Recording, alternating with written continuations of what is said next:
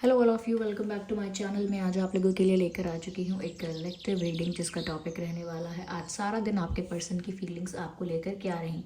यानी कि आपके पर्सन, आपके पार्टनर, आपके love interest, ex, whoever they are, उनकी फीलिंग्स करेंटली क्या रही आपको लेकर, यानी कि पूरा दिन। ओके, आज सारा दिन उनकी फीलिंग्स क्या रही आपको लेकर हम ये जानेंगे। ये रीडिंग जनरल है, कलेक्टिव है। हो सकता है कि आपकी सिचुएशन के साथ एक्यूरेटली रेजोनेट करे हो सकता है सिर्फ कुछ परसेंट रेजोनेट करे।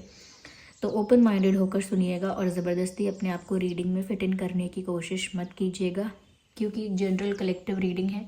जितना आपके साथ रेजोनेट होता है उतना ही एक्सेप्ट कीजिए एंड लीव द रेस्ट। ये रीडिंग सभी ज़ोडिएक साइंस के लिए है, हर उम्र के व्यक्ति के लिए है, टाइमलेस है। आप जब भी इस वीडियो तक पहुंचेंगे यह रीडिंग तभी आपके साथ रेजोनेट होगी। ओके, यानी तभी करेगी। चलिए, विदाउट वेस्टिंग टाइम हम स्टार्ट करते हैं रीडिंग और देखते हैं आज सारा दिन वो क्या फील कर रहे थे, कैसा फील कर रहे थे या कर रही थी आपको लेकर।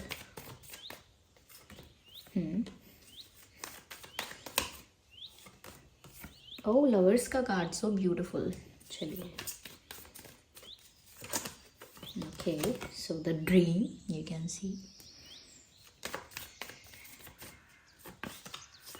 The creator, maturity. तो हमने ये कुछ कार्ड्स लिए हैं यहाँ पे।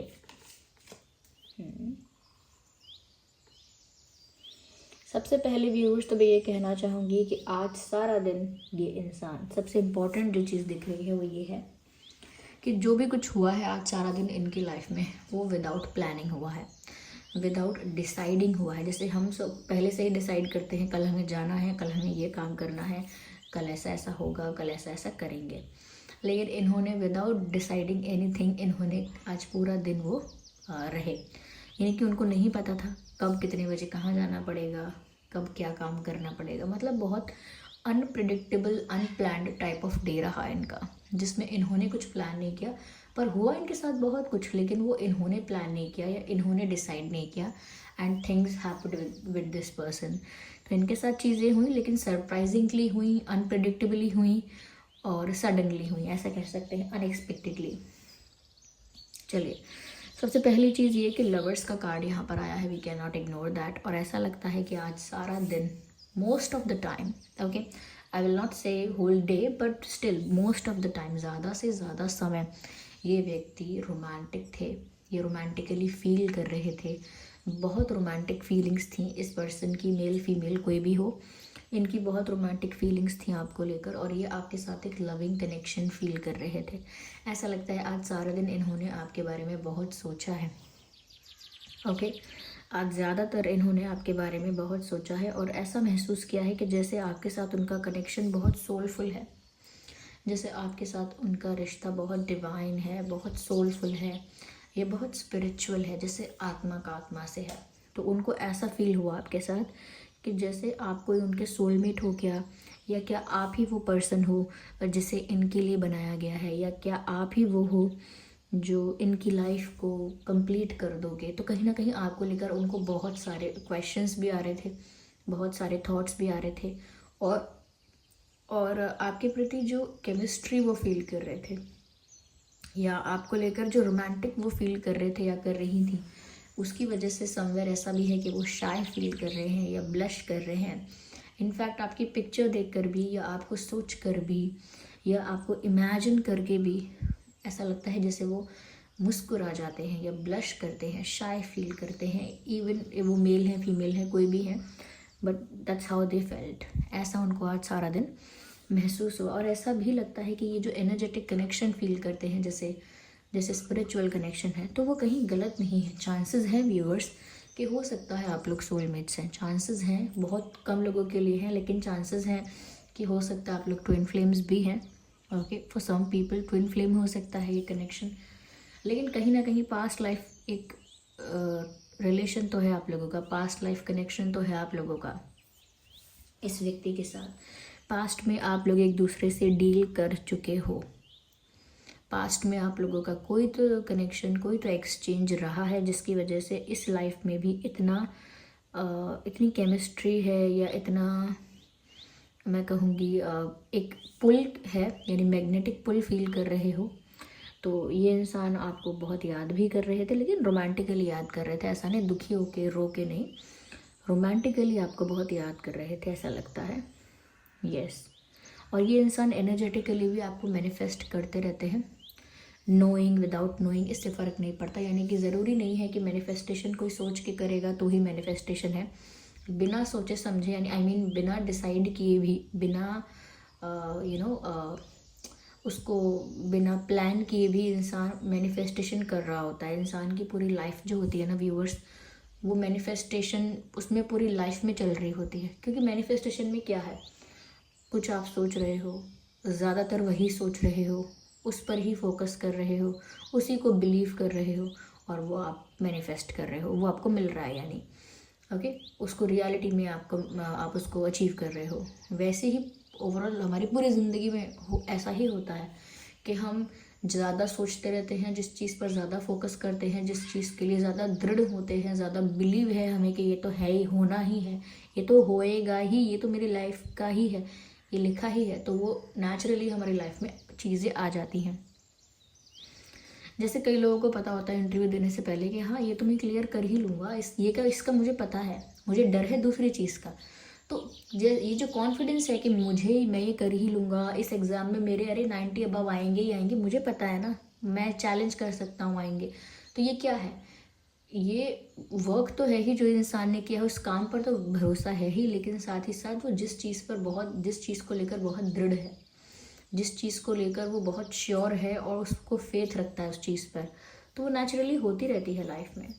तो यहाँ पर भी ऐसा लगता है कि चाहे या ना चाहे ये आपको मैनिफेस्ट तो कर रहे हैं, हो सकता है विदाउट डिसाइडिंग, विदाउट प्लानिंग कर रहे हैं, लेकिन मैनिफेस्ट तो कर रहे हैं, जिसकी वजह से आज सारा दिन आपको भी इस पर्सन की तरफ अट्रैक्शन, झुकाव, ये कुछ तो अटैचमेंट फील हुआ होगा। क्योंकि ये बोथ वेज है, अगर ये स्पिरिचुअल कनेक्शन है तो ये बोथ वेज है, ये एक तरफ से नहीं होता। अगर इन्होंने रोमांटिक फील किया है, इन्होंने ऐसा फील किया है, तो उसका असर आप पर ज़रूर हुआ होगा, आपने भी इनको याद किया होगा, या आपने भी इनकी तरफ कोई अट्रैक्शन, अटैचमेंट या कुछ झुकाव आपने भी फील किया होगा। या यहाँ पर ऐसा लगता है व्यूअर्स के कहीं ना कहीं ये जो इंसान है ये बहुत ज़्यादा डे ड्रीमिंग कर रहे थे, ऐसा लगता है आज सारा दिन। मैंने कहा ना बहुत ज़्यादा विचार आपके आ रहे थे। Look at this picture. आप इस पिक्चर को देखिए, यहाँ पर कोई बैठा हुआ है यहाँ पे, और सपने देख रहा है, जैसे वो किसी को हक कर रही हैं, या किसी को हक कर रहे हैं, या किसी के साथ उनका यूनियन हो रहा है, they both are hugging each other और गेटिंग यूनाइटेड। ये क्या है, ये बैठकर यहाँ पर ऐसा ख्वाब देख रही हैं या देख रहे हैं। द ड्रीम मैसेज भी यही है। तो व्यूअर्स ऐसा लगता है कि ये जो इंसान है आज सारा दिन जितना भी फ्री रहे या नहीं भी फ्री रहे, लेकिन ये आपको लेकर विजुअलाइजेशन कर रहे थे या कर रही थी, या आपको लेकर बहुत ज़्यादा इमेजिनेशन कर रहे थे। और डे ड्रीमिंग यानी खुली आँखों से ख्वाब सजाना, खुली आँखों से सपने देखना। तो ऐसे वो सपने देख रहे थे व्यूअर्स आपके लिए कि जैसे वो आपको हक कर रहे हैं, वो ऐसा विजुअलाइज कर रहे थे, ऐसा इमेजिन कर रहे थे कि जैसे वो आपको हक कर रहे हैं, आप उनकी बाहों में हो, आप उनके बहुत पास हो और आप दोनों एक हो चुके हो, इस टाइप का वो इमेजिन कर रहे थे। ये कह सकते हैं कि उनका ड्रीम हो गया है कि वो ऐसे आपको हक करें या ऐसे आपको अपना बना लें। ये उनके लिए एक सपना जैसा हो गया है उनके लिए। यहाँ पर ऐसा भी लगता है व्यूअर्स कि ये इंसान जो है वो बहुत समझदार है, और इस इंसान के अंदर ना मैच्योरिटी बहुत है। ये कुछ भी ना जल्दीबाजी में या बहुत ज़्यादा इम्पल्सिव होकर कुछ भी नहीं करते, या बहुत ओवर रिएक्ट नहीं करना चीज़ों पे, बहुत मैच्योरली हैंडल करते हैं सिचुएशंस को, या करती हैं। और क्योंकि इस इंसान की एज कुछ भी हो, ऐसा लगता है इस इंसान के अंदर मैच्योरिटी सोल वाली है, यानी कि इनकी सोल ही ऐसी है। आपने कई बच्चे देखे होंगे, 5-5, 6-6 साल के बच्चे होते हैं, लेकिन बात इतनी समझदारों वाली करते हैं, इतनी अच्छी बात करेंगे जो बड़े बड़े लोग भी नहीं कर पाते, जो अच्छे से अडल्ट हैं वो भी नहीं कर पाते। तो वो क्या है कि वो अपने सोल के साथ वो लेकर आए हैं, क्योंकि वो जैसे किसी को हम कहते हैं ही और she is an old soul, तो ओल्ड सोल का मतलब ही यही है कि ये ओल्ड सोल है, मतलब काफ़ी नॉलेज, तजुर्बा एक्सपीरियंस और विजडम है इसके पास। एक ओल्ड सोल है, न्यू बॉडी में आई है, पुरानी मेमोरी नहीं है, इससे क्या है, लेकिन एक जो स्वभाव है, क्वालिटी ऑफ सोल है, वो ऐसी ही है कि अब वो वाइस है, इंटेलिजेंट है, मैच्योर है। उस टाइप का ही इनका बिहेवियर है कि इनकी एज भी अगर कम होगी ना कम एज भी है, ऐसे तो खैर अडल्ट तो हम कंसिडर करने लगते हैं कि भाई 18 ये ऐसे अडल्ट हो गए इसके बाद, लेकिन फिर भी इनकी जो भी एज है, चाहे यंग है 21-22 जो भी है या ज़्यादा है, इवन 30 के अंडर भी है, तो भी कितनी भी यंग एज है इनकी, ये बात हमेशा बूढ़े बड़ों वाली करके दिखाएंगे आपको। बहुत ऐसी तो लोग इनसे बोलेंगे हाँ तुम बहुत जानते हो, या इनको लोग मजाक में कहते होंगे हाँ आप अम्मा हो, या आप तो दादाजी हो, या आप तो गुरुजी हो, ऐसे इनको मजाक में लोग छेड़ते होंगे, क्योंकि ये बात ऐसे कर देते होंगे, आध्यात्मिक बात या समझदारी की हाई लेवल की बात कर देना, तो लोगों को लगेगा इतनी बड़ी बड़ी बातें मत करो। तो क्योंकि इनकी एज के हिसाब से इनकी मेच्योरिटी ज़्यादा दिखती है, और अगर एज ज़्यादा है तो है ही ठीक है, मेच्योर है वो इंसान, और ये मेच्योर हैं ऐसा लगता है। लेकिन अगर इनकी एज कम है तो मुझे लगता है कि ये मेच्योर अपने सोल क्वालिटी की वजह से हैं, क्योंकि ये एक ओल्ड सोल है ऐसा लगता है। साथ ही साथ व्यूअर्स, क्योंकि एक ओल्ड सोल है, इनको काफ़ी ज़्यादा डिवाइन पर फेथ है, नॉट बिकॉज ओनली कि वो ओल्ड सोल है तो इसीलिए डिवाइन पर फेथ है, नहीं।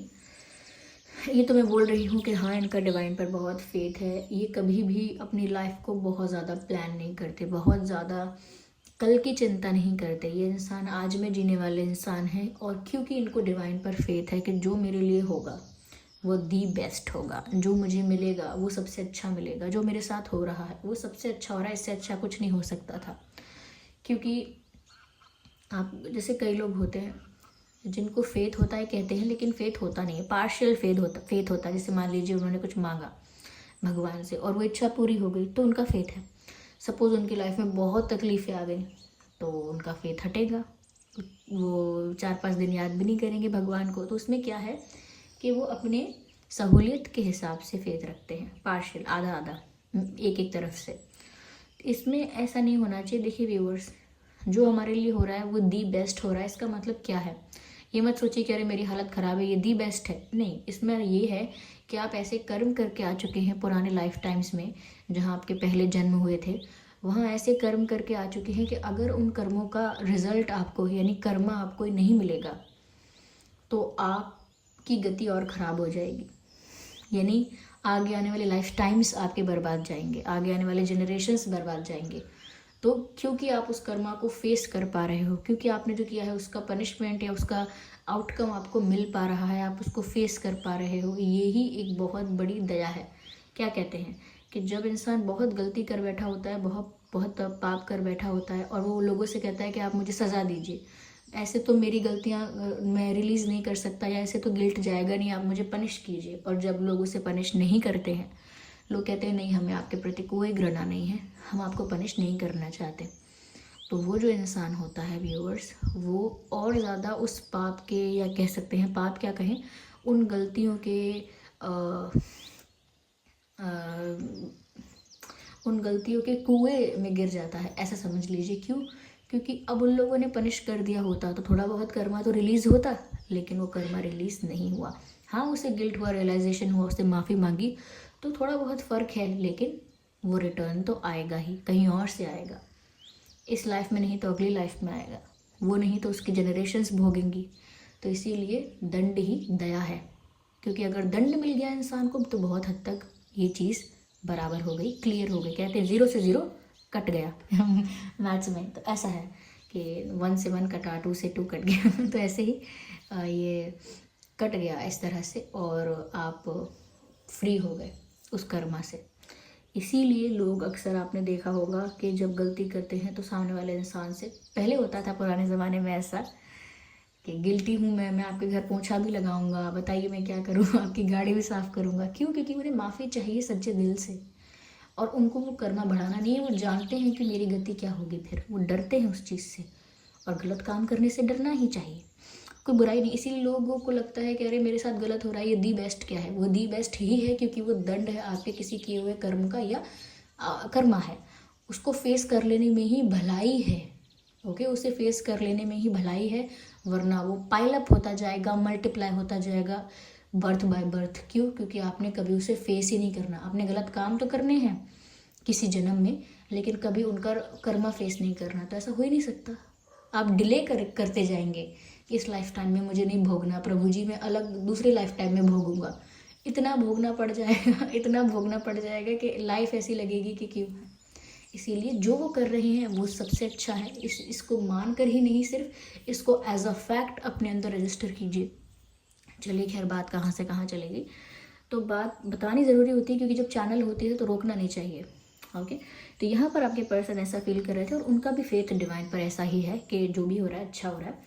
इसीलिए ये लाइफ को ज़्यादा प्लान नहीं करते, और इन्होंने अपना डे भी इसीलिए ज़्यादा प्लान नहीं किया, क्योंकि कल की चिंता नहीं करते, सोचते हैं जो होगा अच्छा होगा। लेकिन हाँ, आपके ख्यालों में ये डूबे रहे, ऐसा तो दिख रहा है। आई होप ये रीडिंग आपके लिए हेल्पफुल और रिलेटेबल रही है। अगर इस रीडिंग ने आपको थोड़ा भी हेल्प किया है, वीडियो को लाइक करें, कमेंट करके बताएं कितने % आपकी सिचुएशन से रेजोनेट करती है। और अगर आप नए हैं, सब्सक्राइब करें, बेल आइकन को प्रेस करना ना भूलें। चलिए मिलते हैं अगली रीडिंग में, तब तक के लिए bye bye family, bye bye angels, love you all, bye bye, take care.